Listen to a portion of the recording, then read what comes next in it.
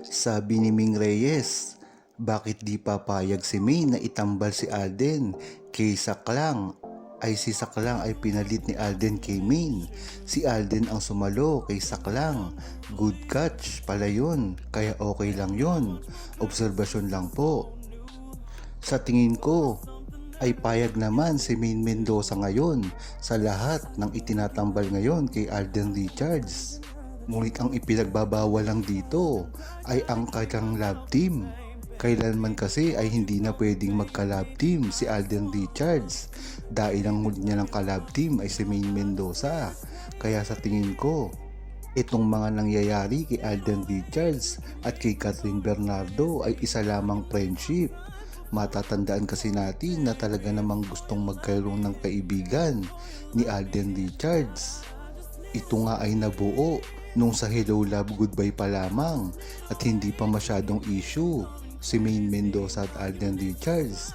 Kaya alam natin na si Main Mendoza ay payag din na makatambal si Catherine Bernardo dahil kung matatandaan nyo ay naging magkaibigan rin naman si Main Mendoza at Catherine Bernardo at naging kasama pa nga ito dati sa kasal. At ngayon naman si Alden Richards. Kaya para sa akin ay walang problema na magsama si Catherine Bernardo at si Alden Richards kahit sa pelikula lamang dahil alam naman natin ang totoo na kaibigan lang ang turing ni Alden Richards kay Catherine. Ito naman ang tanong ni Gloria Denila. Bago naman sana tatambal si Alden sa ibang babae, matagal nang nire-request ng ADN na sila muna ni Main. Kung tutuusin kasi mahigit na 5 taon na walang proyekto ang Aldab together.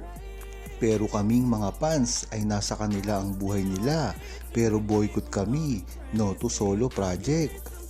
Tama nga yung sinabi ni Gloria Denila. At natakil ko na rin ito sa isa sa aking mga video na dapat talaga naunahin ni Alden Richards si Main Mendoza dahil sa kanya rin naman nagsimula ito.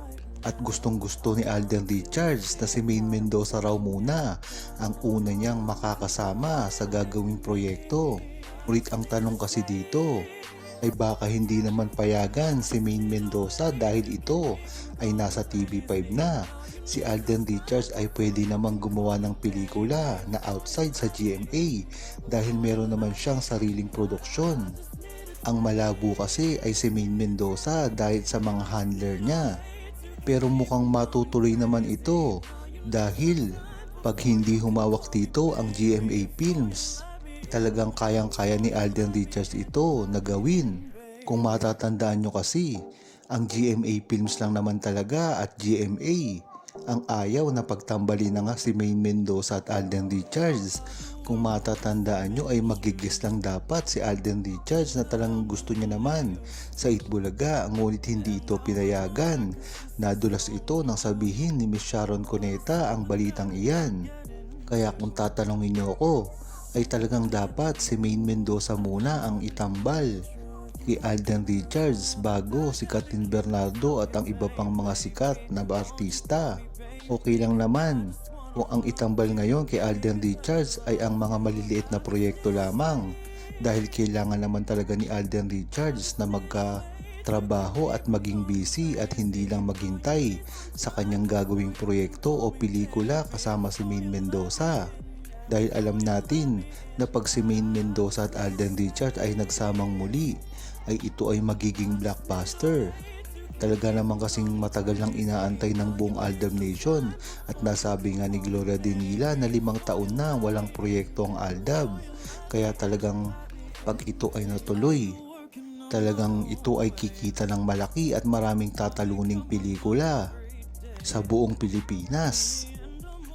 Ito naman ang galing kay Petronila Francisco.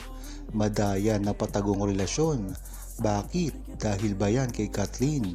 Hindi mo pwedeng pagsabayin. Inamin mo na si Kathleen kaya hindi mo maamin si Main.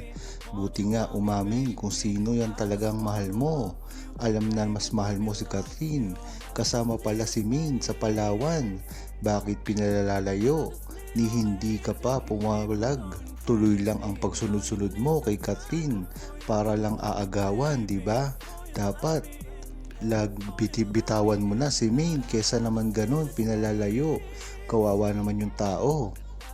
Sagot ko lang kay Petronilla Francisco, wala ang tinatagong relasyon si Alden Richards at si Catherine Bernardo. Gaya nga sa nasabi ko, ito ay magkaibigan lamang at hindi nanliligaw si Alden Richards kay Catherine Bernardo. Dahil nga, naging kaibigan ito ni Alden Richards dahil sa pelikulang Hello Lad Goodbye at kailanman ay hindi ito magkakaroon ng relasyon. Ang takot lang ni Catherine Bernardo kay Maine Mendoza. At gaya nga ng mga nasabi ko sa nakaraang video, hindi kayang maamin ni Alden Richards si Maine Mendoza sa publiko dahil ito ay ginawa niya na dati pa. Kung matatandaan nyo, sa lahat ng interview niya nung nakaraang taon ay hindi niya inaamin si Maine Mendoza. Ngunit pagdating nitong 2023 at 2024, lumabas din ang katotohanan at sinabi niya na talagang mahal niya si Maine Mendoza.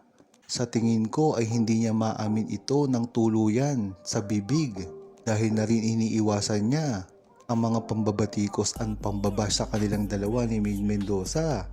Kung dati nga ay wala silang inaamin, ay tuloy-tuloy pa rin ang paninira sa kanilang dalawa, lalo pa ngayon ang pag-amin nila. At sa detalye mo naman na sinabi niya na mahal niya si Catherine Bernardo at kasama si Maine sa Palawan. Hindi rin ito totoo at hindi sinusundan ni Alden Richards si Catherine Bernardo. At hindi niya dapat bitawan si Maine dahil ang relasyon niya kay Catherine Bernardo ay isa lamang kaibigan. Ang nalilik ngang totoo ngayon kay Catherine Bernardo ay si Jericho Rosales. Kaya talagang walang pag-asa na maging si Catherine Bernardo at si Alden Richards dahil alam naman ni Catherine Bernardo na taken na si Alden Richards at kailanman ay hindi na pwedeng manligaw pa ng iba. At si Catherine Bernardo naman ngayon ay broken hearted pa kay Daniel Padilla.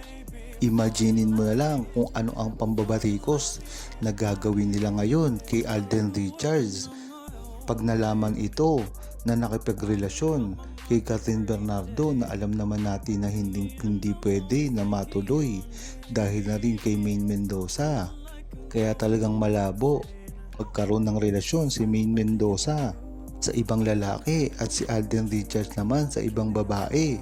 Kaya dapat magtiwala lang sa mga ginagawa ni Alden Richards at Maine Mendoza dahil sila talaga ang nagpapatunay sa relasyon nila.